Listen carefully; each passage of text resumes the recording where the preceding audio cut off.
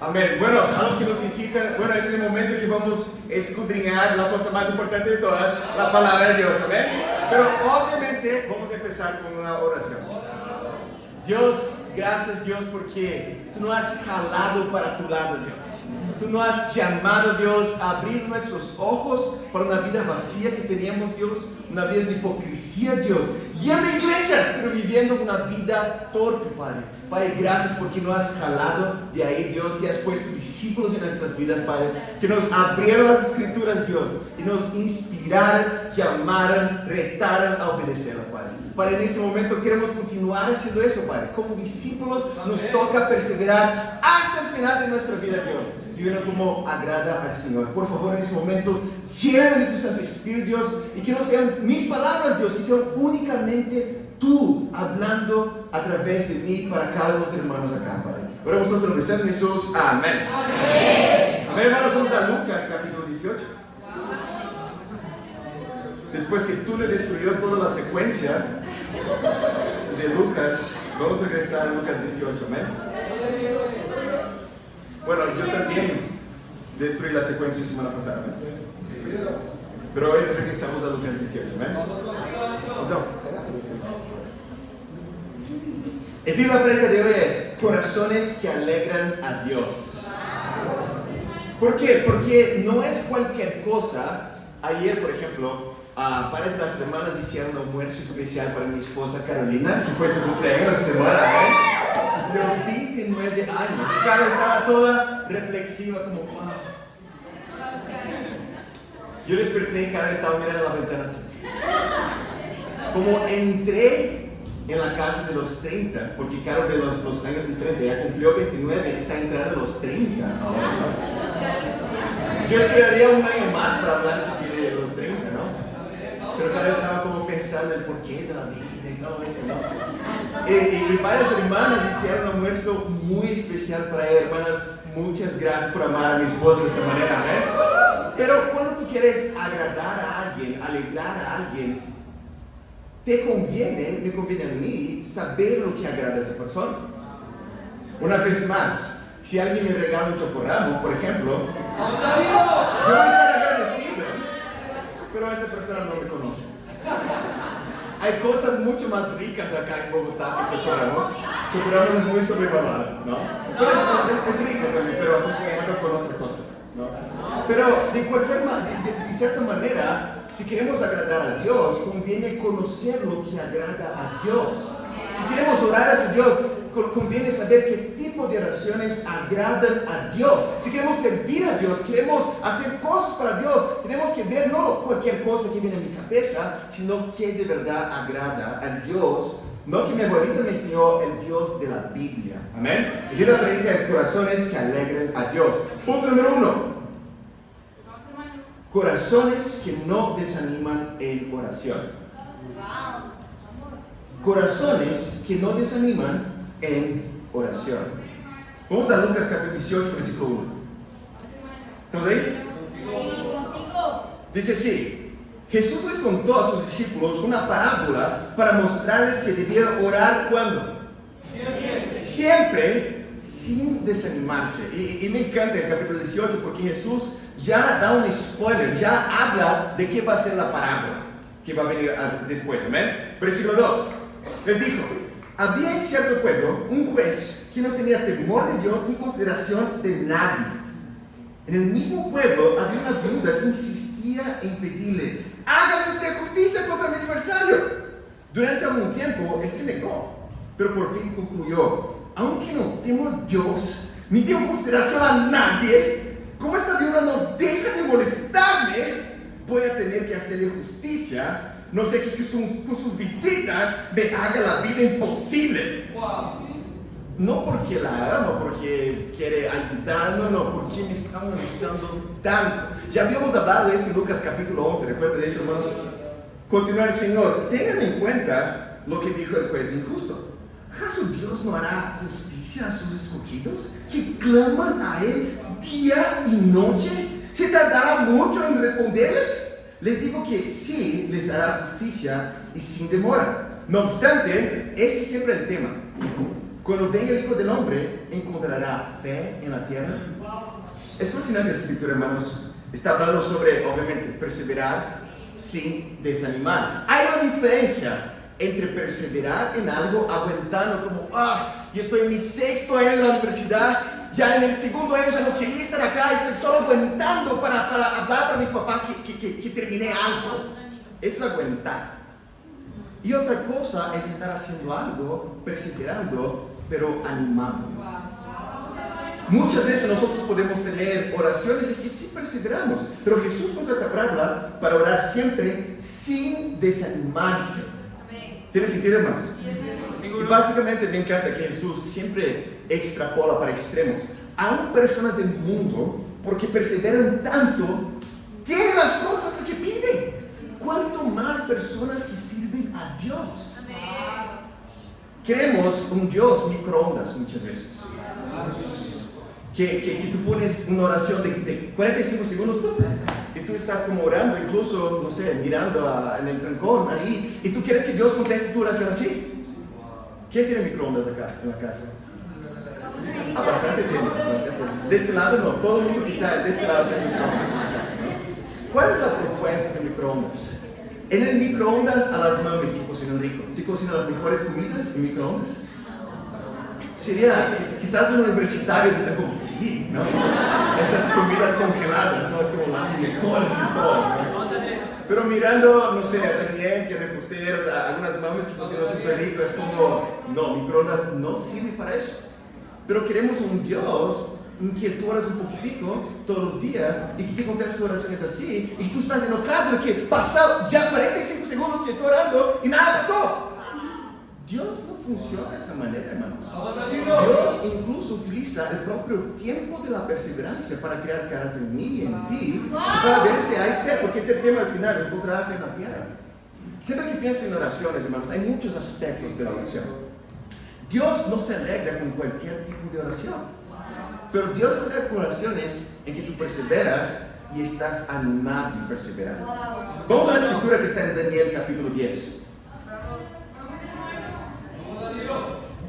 Daniel capítulo 10. ¿Estamos ahí? Vamos, Daniel. Vamos, hermano. Cuando Andrés llegue empezamos, ¿no?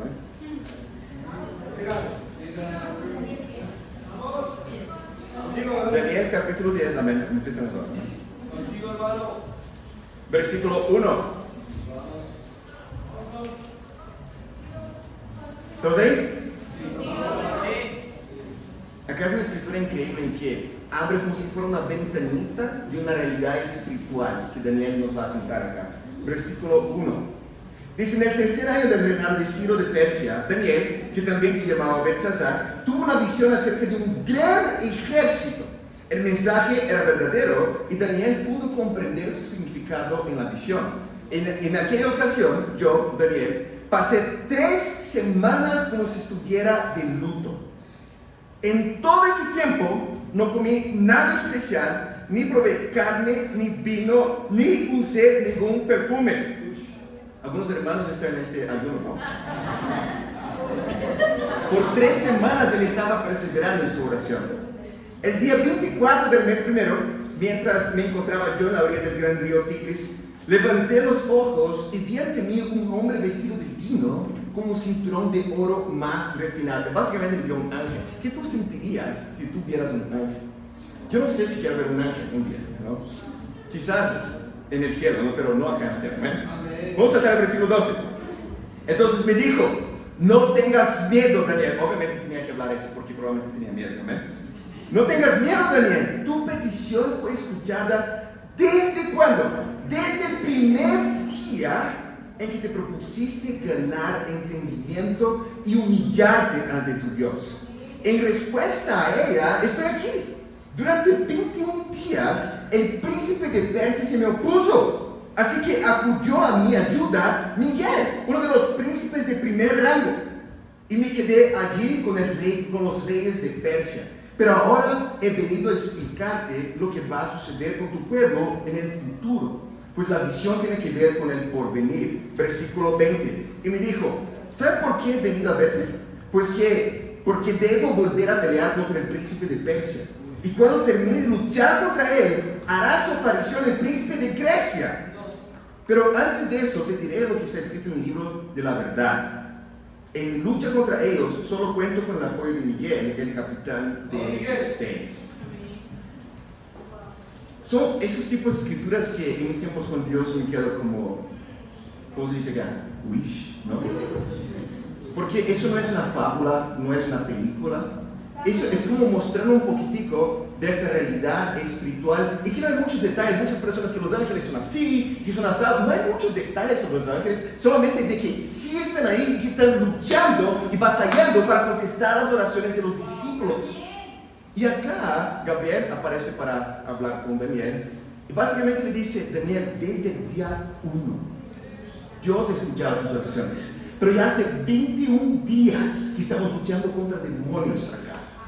Tenemos que abrir nuestros ojos de por qué es una buena idea perseverar. No solo porque Jesús mandó, pero entender que oración, hermanos, si somos espirituales, abrimos nuestros ojos para una realidad que es más allá de lo visible. Y te toca a ti o no creer. Cada uno tiene tu potestad de creer eso o no. Pero es conveniente para mí, si está escrito en la palabra de Dios y quiero llamar que yo creo en eso, te toca a ti estar convencido de que oraciones de hecho mueven batallones espirituales. Y que Dios sí está contestando desde el día 1. Pero hay toda una guerra espiritual, hermanos. Tenemos que perseverar en oración, porque el hecho, me quedo pensando, de que Catherine y Christian se van a ser bautizados el día de hoy. Esto es increíble. Y como vemos en varias escrituras, hay fiesta en el cielo, pero también hay enojo por parte de Satanás.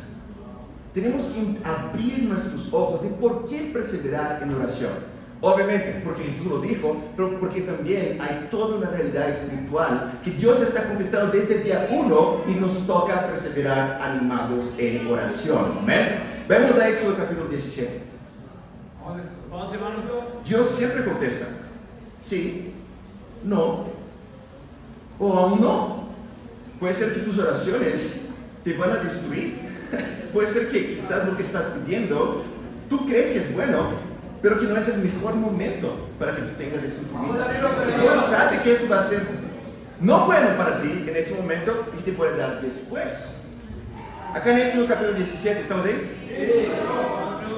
Éxodo capítulo 17, un otro tema cuanto a las oraciones, y abriendo nuestros ojos también para esa realidad espiritual de por qué vale la pena perseverar, es esto acá. Vamos a ver acá en versículo 8. ¿Estamos ahí? Éxodo 17, 8 dice: los amalecitas vinieron a Refidim y atacaron a los israelitas. Entonces Moisés le ordenó a Josué: escoge algunos de nuestros hombres y sal a combatir a los amalecitas. Mañana yo estaré en la cima de la colina con la vara de Dios en la mano. Josué siguió las órdenes de Moisés y les presentó batalla a los amalecitas. Por su parte, Moisés, Aarón y Hur subieron a la cima de la colina. Mientras Moisés mantenía los brazos en el alto, ¿qué pasaba? La batalla se inclinaba a favor de los israelitas. Él está jurando. Pero cuando los bajaba, se inclinaba a favor de los amalecitas. Cuando Moisés se alcanzaron los brazos, tomaron la piedra y pusieron debajo para que se sentara en ella. Luego Aarón y Hur sostuvieron los brazos, uno a la izquierda y otro a la derecha, y así Moisés pudo mantenerlos firmes hasta la puesta del sol. Fue así como Josué derrotó al ejército amalecita a filo de espada. Una escritura muy famosa. Pero una vez más, me abre los ojos de por qué vale la pena perseverar en la oración, hermanos. La batalla espiritual que habíamos hablado ahorita en Daniel capítulo 10 determina la batalla física.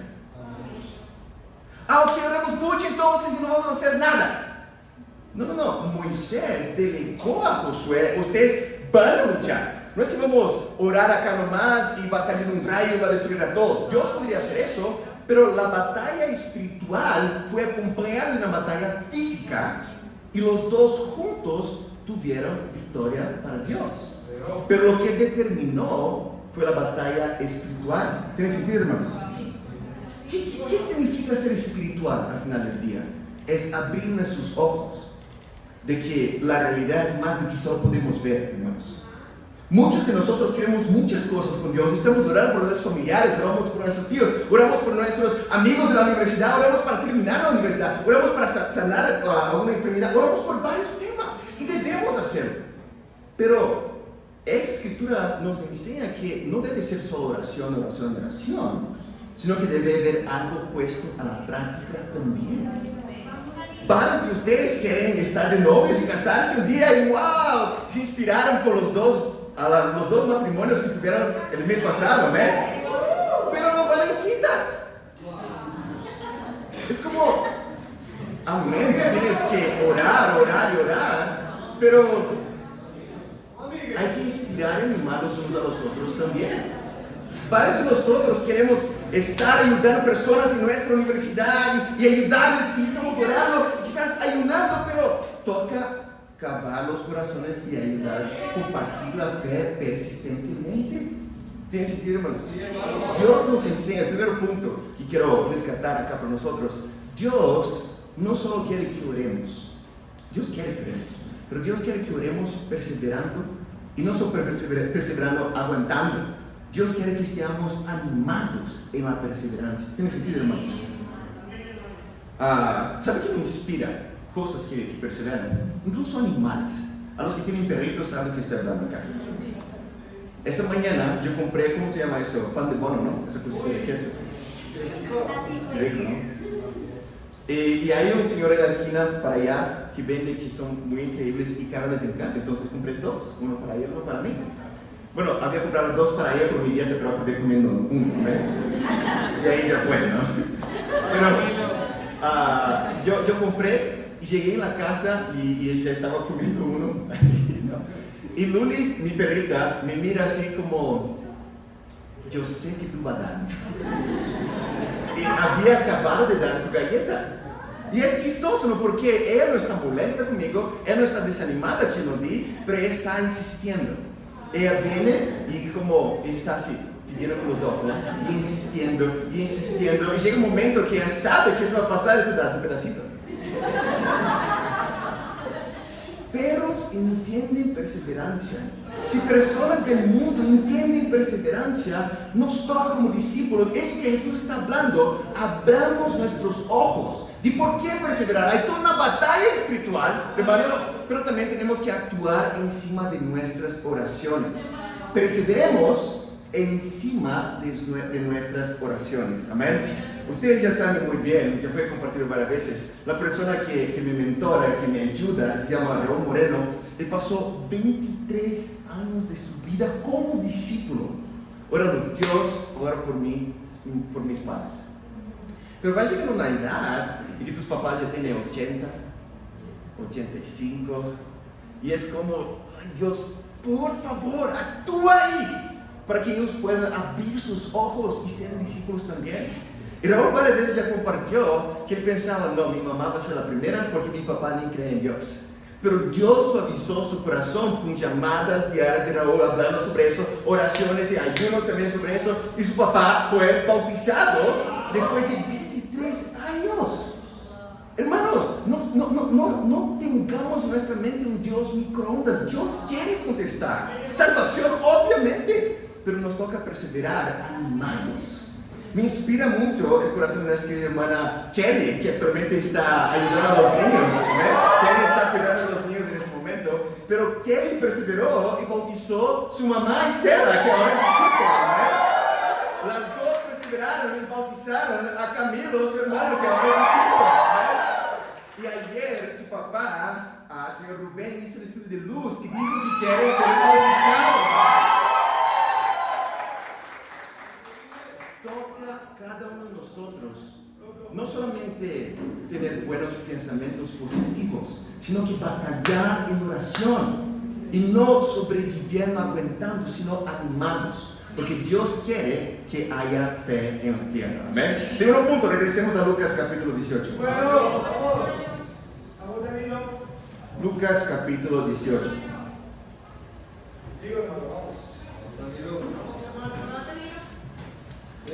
Corazones que reconocen que necesitan de Dios.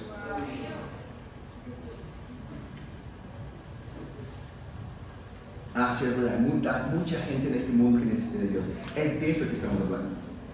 De que no vemos que nosotros mismos necesitamos de Dios, igual que mucha gente en este mundo. Acá, en versículo 9, ¿estamos ahí? Dice así, Jesús de nuevo da un spoiler de lo que va a hablar, ¿no?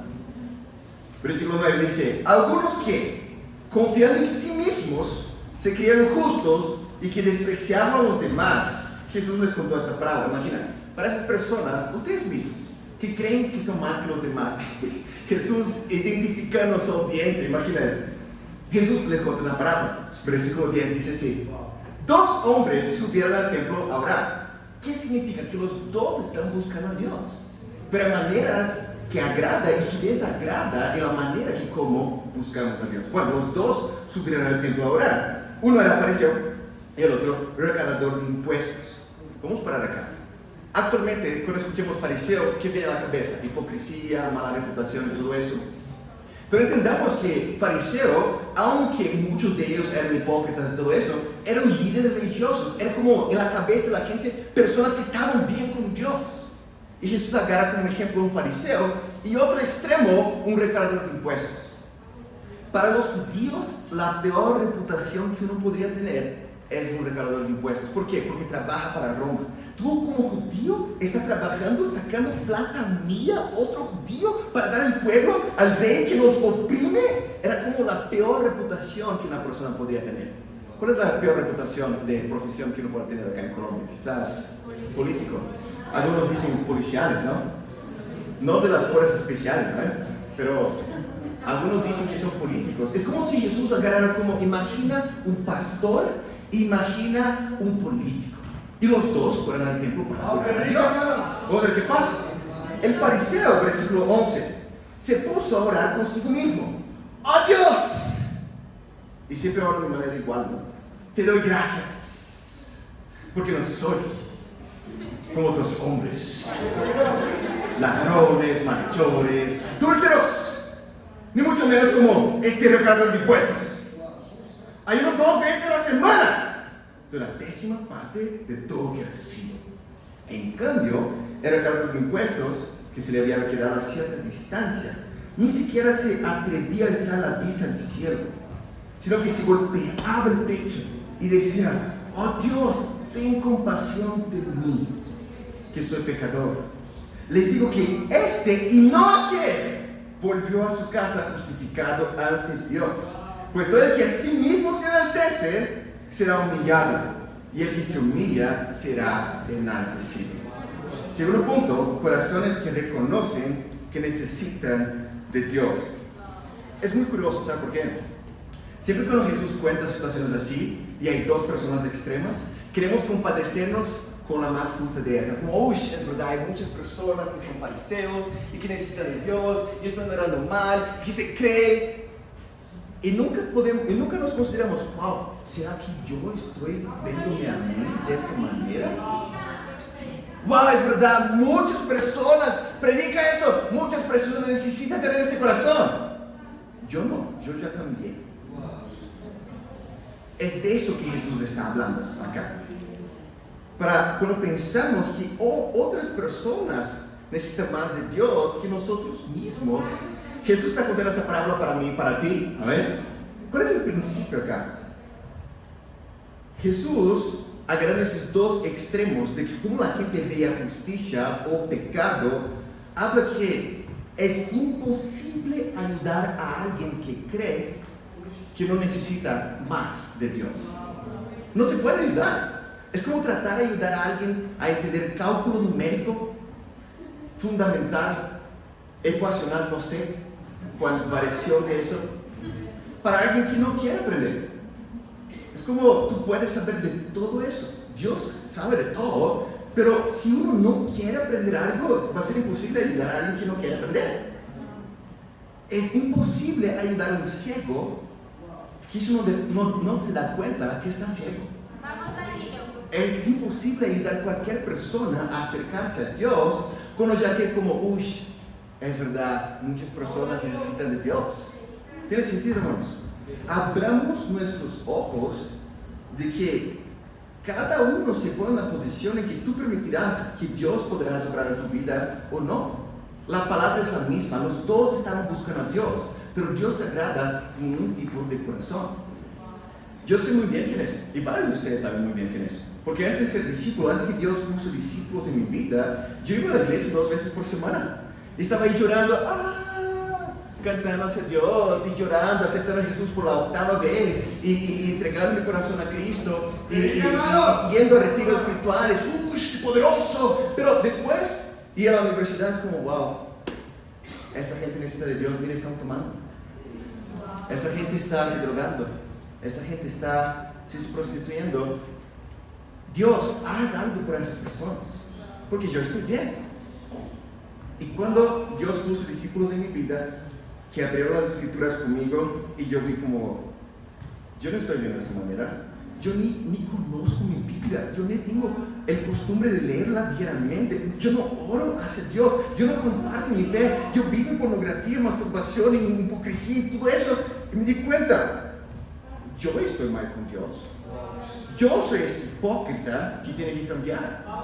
Y gracias a Dios que Dios puso discípulos en mi vida y por mediante las escrituras me abrieron los ojos y pudo entrar en la luz mediante el bautismo, amén. Pero muchas veces como discípulos entendemos como, wow, Dios hizo eso en mi vida y ya no necesito tanto más así de Dios. Si yo te invito a ti, o algún discípulo acá te invita a ti, si tú los visitas, a cuadrar un estudio bíblico, y tú crees que ya es una buena persona, ¿por qué tú aceptarías un estudio bíblico? Pero ¿por qué no aceptarías un estudio bíblico si tu intención es estar cerca de Dios? Quizás porque cree que no hay nada más que agregar. Ese es el tema que Jesús está hablando acá. Todos nosotros necesitamos mucho de Dios, como discípulos y como no discípulos. ¿Tiene sentido, hermanos? Vamos a 1 Corintios capítulo 15. 1 Corintios capítulo 15. Vamos, hermano.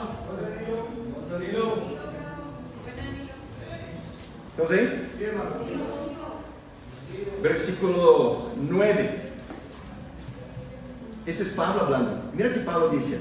Pablo que había implantado iglesias y que Dios le había levantado para ser un apóstol para los gentiles, ¿no? Mira que él dice, versículo 9. Admito que yo soy el más insignificante de quienes. De los apóstoles, ni siquiera merezco ser llamado apóstol, porque perseguí la iglesia de Dios. Pablo era increíble, pero él se veía como el top, es como, tiene pétalas de rosas para que yo pase, ¿no? Muchos superapóstoles actualmente es como, todo este honor para que la persona del profeta. No, Pablo es como, no, yo soy el peor de los apóstoles. Él se veía el más significante de los apóstoles porque sabía que era pecador también. Y con el pasar del año, vamos a ver cómo Pablo se veía. Vamos acá a 1 Timoteo capítulo 1. 1 Timoteo capítulo 1. ¿Estamos ahí?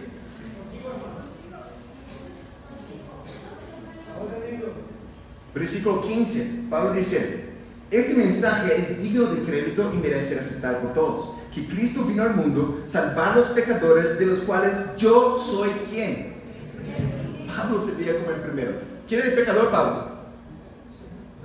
Yo soy pecador. Y mira eso. Pero precisamente por eso Dios fue misericordioso conmigo. ¿Por qué? Porque él entendía que era pecador. A fin de que en mí, el peor de los pecadores, pudiera Cristo Jesús mostrar su infinita bondad. Me encanta eso, porque Pablo con el pasar de los años no se veía más justo a sus propios ojos. Él era incluso como discípulo más consciente de su pecado y que no merecía nada de Dios. A pasar de los años, tú no te vuelves más justo. Tú vuelves lo que ya es, un pecador.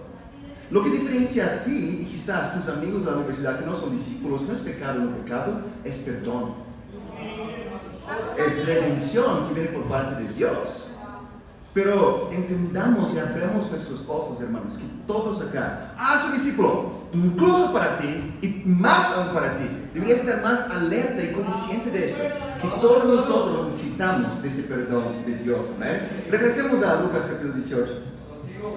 Otra cosa que me llama mucha atención acá es que cuando él se compara, porque ahí está el problema, ¿no? Cuando tú te comparas con otras personas, siempre va a ser menos o más, pero nunca podemos comparar a esa persona, sino hacia Cristo, ¿amén? O con las Escrituras.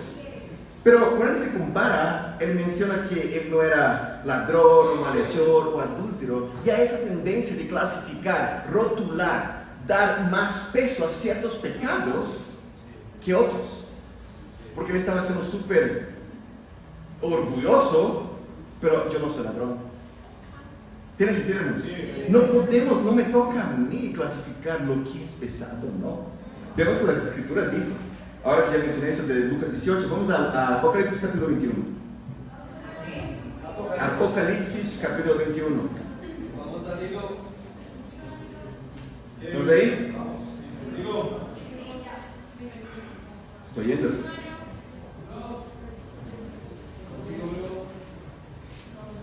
¿Estamos ahí? Versículo 8. Hay una pequeña lista de pecados acá que dice: pero los cobardes, los incrédulos, los abominables, los asesinos, los que cometen inmoralidades sexuales, los que practican artes mágicas, los idólatras y todos los mentirosos recibirán como herencia el lago de fuego y azufre. Esta es la segunda muerte. En esta misma lista está asesinato e inmoralidad sexual. ¡Oh!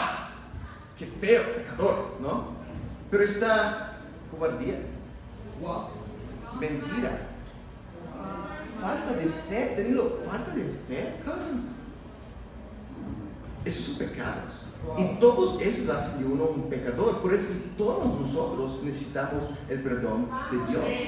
¿Tiene sentido, hermanos? En portugués, el primero acá está traducido en vez de cobardes como tímidos. Pero, tímidos. Si la persona tiene pena de hablar de Dios, tú estás siendo un cobarde, estás siendo tímido. Y de nuevo, cuando me enseñaron las Escrituras, estaba como... ¿Por qué? Porque todos nosotros necesitamos comparar no con otras personas, sino con lo que la palabra de Dios nos enseña. No hay buena persona. Yo soy buena persona. ¿De acuerdo con quién? ¿Tu abuelita? Todos nosotros merecemos la muerte como Cristo compartió. Y podemos tener acceso a su gracia, al perdón de nuestros pecados, pero no por alguna justicia de tu parte o de mi parte. ¿Tiene sentido, hermanos? Sí, hermanos, muy bueno. Otra cosa que me llama mucha atención acá es que, aunque los fariseos se enaltecían delante de los demás, eran personas que practicaban cierta justicia. Él menciona que ayunaba 2 veces por semana. ¿Tú has ayunado 2 veces a la semana? Yo no. Es como, no hay que ser como los fariseos, no debo ayunar entonces, Daniel. No es eso que Jesús está enseñando acá. Él daba sus diezmos fielmente, no me toca ser fiel en mis contribuciones. Bueno, ok, si tú quieres en esa intención, pero no es eso que Jesús está hablando. Vamos a Mateo capítulo 5.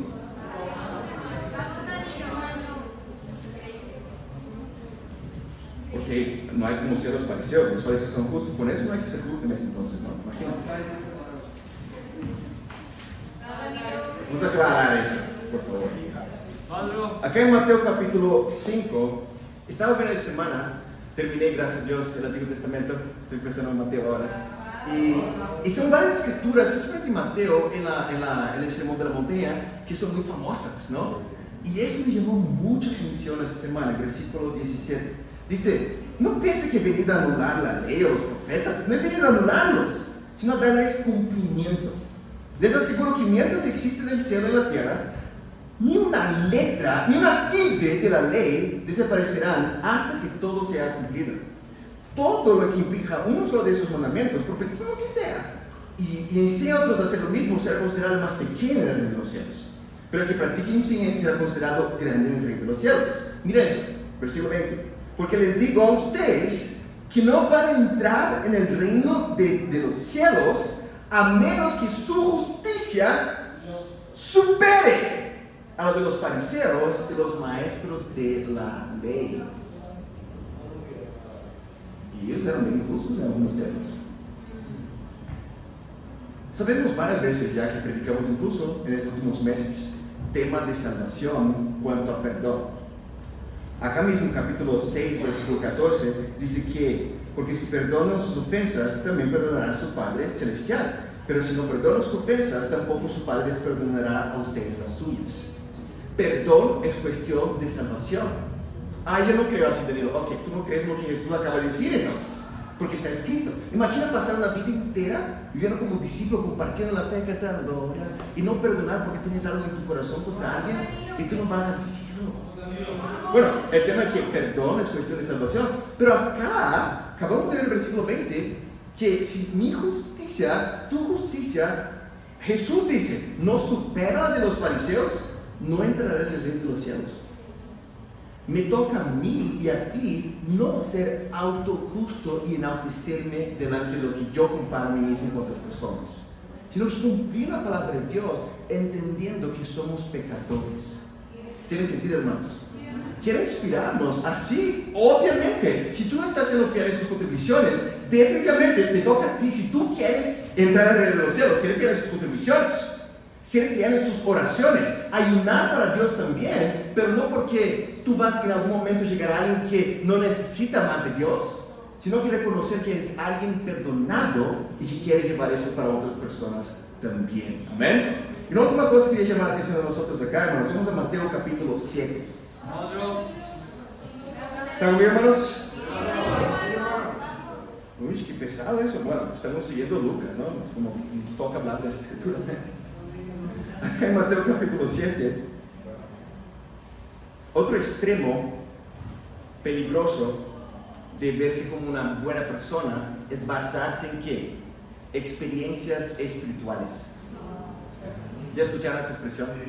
Tener una experiencia con Dios, ¿no? Bueno, quizás los que tenían un trasfondo más pentecostal entienden que está bien, ¿eh? Acá en, vamos a ver que la Biblia enseña, ¿ven? Acá en Mateo capítulo 7. Mateo capítulo 7, vamos a leer acá en el versículo 21. ¿Estamos ahí? Mira que Jesús está hablando. No todo el que me dice, Señor, Señor, entrará en el reino de los cielos, sino solo el que hace. ¿Qué está escrito en tu Biblia? No el que cree, el que hace, el que obedece, el que vive, el que practica la voluntad de mi Padre que está en el cielo. Muchos me dirán aquel día, Señor, ¿no profetizamos en tu nombre? En tu nombre expulsamos demonios, hicimos muchos milagros. Entonces les diré claramente, jamás los conocí. Aléjense de mí, hacedores de maldad. Wow, eso es fuerte. ¿Qué tipo de persona clama? Señor, Señor, ¿alguien que cree en Dios o alguien que no cree en Dios? Obviamente, si no, pues como, no sé qué va a gritar, no ven evocativos en mi cabeza. Pero, o sea, son personas que están clamando hacia Dios, que tienen algún nivel de referencia hacia Dios y que están argumentando, pero Señor, yo no profeticé en tu nombre. Hay muchas iglesias que están como, yo profetizo, hermanita, sobre tu vida, que no sé qué, no sé qué. ¿Eso implica, de acuerdo con Jesús, que la persona que hace eso está bien con Dios? No implica nada. Y que expulsé demonios. ¿Tú ya has expulsado alguna vez demonios en tu vida? Yo no quiero ni ver a ese. Pero si uno, aunque haga eso, ¿implica que uno está bien con Dios? No implica. Y uno hizo milagros. Oh, pero yo vi milagros en este lugar. Dios está aquí. Jesús está hablando. Muchos me dirán, porque estarán confusos, pero no era eso que tú querías de mí. No era eso que quería de ti. Yo quería personas que hacen mi voluntad. Hay un paradigma de qué significa agradar a Dios. Yo comparto eso porque yo viví todo eso y varios de ustedes vivieron todo eso también. Tener una Biblia y tú pones la Biblia debajo de tu brazo y estás caminando por la calle y si crees mejor que otras personas porque quizás no tiene exactamente los pecados de otras personas, pero vive de una manera hipócrita dentro de la casa. O que está haciendo milagros, diciendo cosas maravillas, caros fríos, Dios está aquí, wow, tremendo. Pero que no implica que uno está cerca de Dios. Acá en mi Biblia dice, que en tu Biblia también, dice, entrar en el reino de los cielos el que hace la voluntad de mi Padre que está en el cielo. Entendamos que el tipo de oración que agrada a Dios, sí, el que perseveramos animados, pero también un tipo de oración en que entendemos la manera que vemos a nosotros que agrada a Dios. En que tú no eres una persona autojusta que se enaltece a ti mismo porque incluso ha hecho milagros o maravillas, porque eso no significa nada. Es una persona que hace la voluntad de Dios. Me quedo muy inspirado de ver las hermanas gemelas acá, ¿no? Y quiero levantar varias veces, varias personas, pero quiero levantar a la querida hermana Dani. ¿Dónde está Dani? Dani está por ahí. Dani gemela. Ahí está. Yo sé que no está aquí. A veces no sé, madre, como está confuso, ¿no? Pero Dani entendió eso. ¿Y por qué entendió? Yo quiero ser alguien que agrada el corazón de Dios. Hizo la voluntad de Dios, invitó a Ashley a estudiar la Biblia. Y Ashley, semana retrasada, fue bautizada, amén. Y Ashley entendió, ¿por qué? Porque alguien le enseñó este corazón. Y le predicó este corazón. Dani le enseñó este corazón. Hermano, no te toca hacer milagros, maravillas o cualquier otra cosa así. Te toca hacer la voluntad de Dios. Se alegra con este corazón. Y él invitó a su mamá, y su mamá invitó a Cristian, y hoy los dos serán bautizados. Vivir de manera justa, justicia definida por Cristo y no por nosotros, es hacer la voluntad de Dios. Terminemos con la escritura que todos ya compartieron acá. Vamos a Mateo capítulo 9. Acá en Mateo capítulo 9, versículo 37. ¿Estamos ahí? Mateo 9, versículo, desde el 35. Dice, Jesús recorría todos los pueblos y aldeas, enseñando en las sinagogas, anunciando las buenas nuevas del reino y sanando toda enfermedad y toda dolencia. Al ver las multitudes, tuvo compasión de ellas, porque estaban agobiadas y desamparadas, como ovejas sin pastor. Es curioso que Jesús tuvo compasión porque las vio. No es que te toca compasión para después salir a compartir la fe. No, tú sabes compartir la fe, tú ves las multitudes y tú sientes. Jesús, al ver las multitudes, entendió. Por eso estoy acá. Les vio como ovejas sin pastor. Versículo 37. La cosecha es abundante, pero son pocos los obreros. Les dijo a sus discípulos: pídale por tanto a su Señor la cosecha, que envíe obreros a su campo. A mí me encanta la escritura por varios motivos. Jesús dice que la cosecha no es poquita, hermanos. Ya hablamos de semana pasada. Si 0.1% de Bogotá está abierta, estamos hablando de más de 1,000 discípulos para Dios acá, solo en esa ciudad. Pero los trabajadores son pocos. Estamos hablando de oración en la predica de hoy. Pero Jesús pide para que oremos por qué cosa, para que la cosecha sea abundante. No. La cosecha ya es abundante. Nuestra oración que agrada a Dios, que debe ser con perseverancia y con ánimo y no con autojusticia, esta oración debe ser ¿sobre qué? Para que los obreros obren. Para que cada uno de nosotros abra nuestros ojos y sienta esa compasión que Jesús está hablando, para poder ayudar a nuestros familiares, para poder ayudar a nuestros amigos de salón. Quiero inspirarles esta semana, hermanos, a hacer algo especial en tus oraciones para con Dios. Pero como vimos con Josué y Moisés, haz algo sobre eso. Sueña, obviamente, con tu familia, con tus amigos de salón, con tus compañeros de trabajo, pero ora animado con Dios. Dios te está contestando desde el día 1, como vimos, y persevera en su oración, pero haz algo sobre eso. Seguramente el nombre de Dios, semana, será glorificado. Los quiero, hermanos, y para Dios sea la gloria. Amén.